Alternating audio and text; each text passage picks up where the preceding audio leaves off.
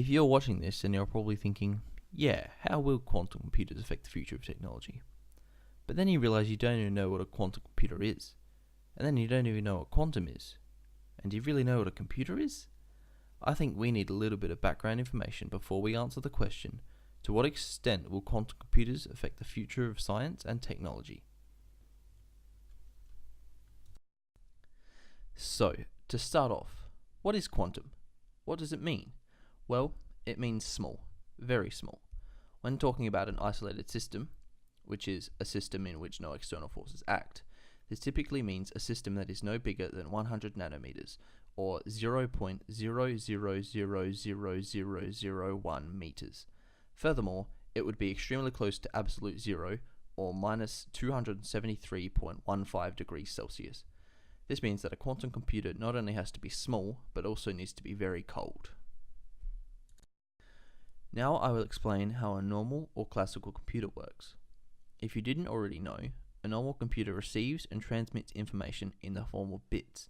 A bit is a very tiny electrical switch called a transistor that is either switched on or off, representing a 1 or a 0 respectively. This means that all digital information comes in the form of bits, but that is not what you're seeing on your computer screen as you watch this video. This is because a computer receives bits from either the internet or its multiple forms of storage, and then interprets it with the use of components such as the graphics processing unit, which is displaying the image you are seeing now. Bits are manipulated by a computer using things called logic gates, which take one or more bits and outputs new ones. For an example, the AND gate gives an output of 1 if both of its inputs are 1, and an output of 0 otherwise.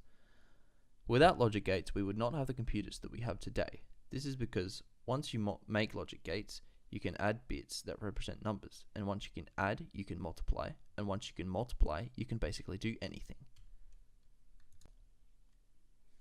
Now we get into quantum theory, in which I tell you that in the quantum realm, physics works a little bit differently from what most people know. To do this, I will also explain my understanding of how quantum computers work. Quantum computers are not so different from regular computers in that they utilize bits to output useful information to us.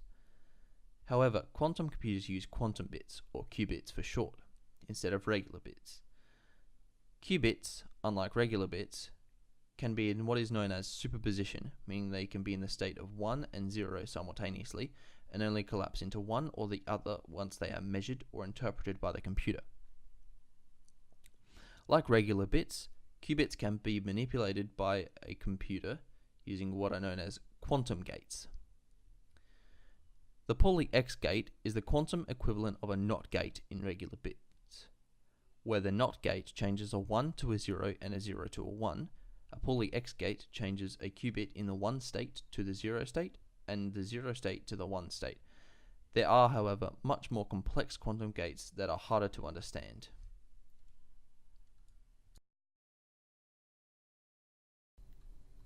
Furthermore, qubits can become entangled, meaning whatever happens to one will cause something to happen to the other. For example, if one qubit is measured as a 1, then an entangled qubit could become a 0 without having to be measured.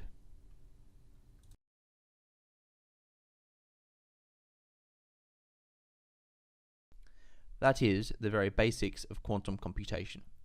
So then, why is it useful? Well, the processors in computers from several years ago had transistors that could be around 45 to 90 nanometers in length. In today's processors, they are closer to 16 nanometers in length. As our computer components get smaller and smaller, they are approaching the size of an atom very quickly. And this is bad because once they get small enough, a process known as quantum tunneling can take place, in which an electron can pass through the transistor because it is so small. The theoretical limit is around 7 nanometers in length, and it is estimated that we will reach this barrier by around 2021 or 2022.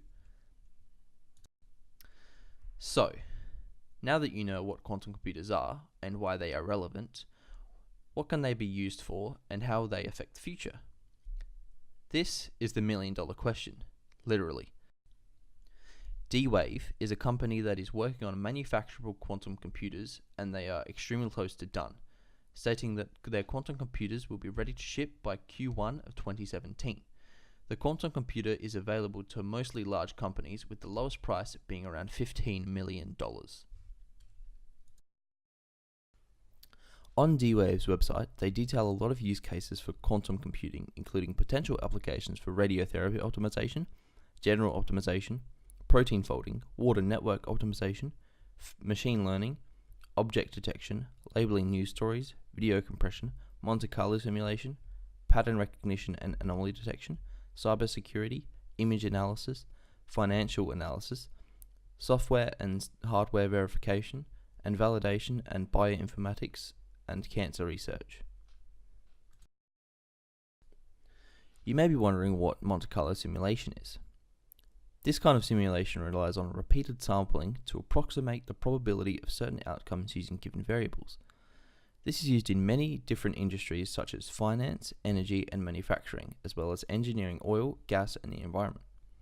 For a complex model with many different variables, this is a very difficult task to do.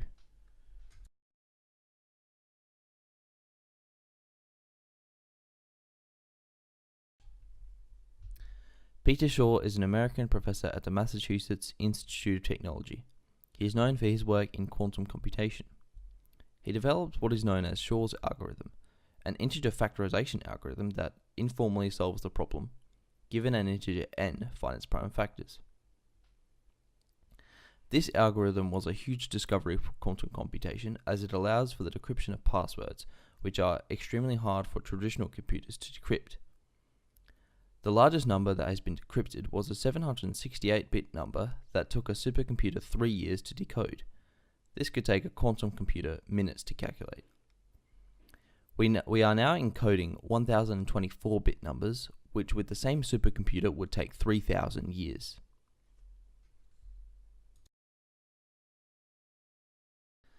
See, no one truly knows what the future holds, although we can make a pretty educated guess.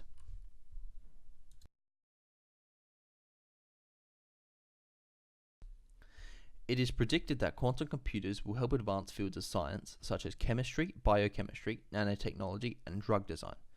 This is because a quantum computer is very good at simulating quantum states and scenarios, which makes sense. However, traditional computers cannot do this, and simulations is an area where it is predicted that quantum computers will shine. By simulating things like biochemistry, this will also help to advance medicine, as quantum computers could give us new insights into things such as proteins that were previously impossible to find.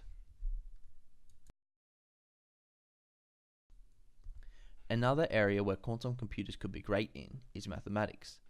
There is a problem that currently has no mathematical solution called the traveling salesman problem. It is thought that quantum computers could help solve this. This problem states that a salesman wants to travel between n number of cities, but through the shortest possible route. What is the shortest route? This problem sounds simple.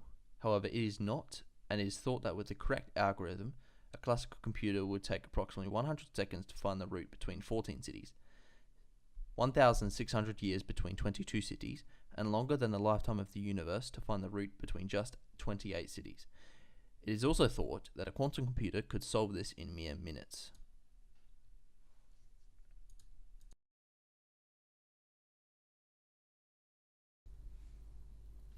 Not everyone is optimistic about the future of quantum computers, however. T. Wilson is a worker at Palantir Technologies, and when he answered a question about quantum computers affecting the world, he didn't seem to believe that they will. He stated that general-purpose quantum computers don't exist and probably won't for some time, and that current quantum computers are not universal and cannot run the same algorithms that a classical computer can. He then went on to say that even if we manage to build one, only a small number of algorithms and some simulations have shown to be faster on a quantum computer. He also mentioned that quantum computers do not have significantly better algorithms for many other problems, such as NP-hard problems.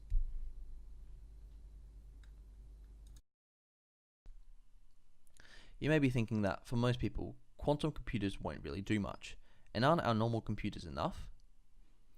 While quantum computers will not do very much for the general public themselves, and classical computers are fine for browsing the internet, playing games, and getting work done, quantum computers will help greatly to advance our understanding of science and technology.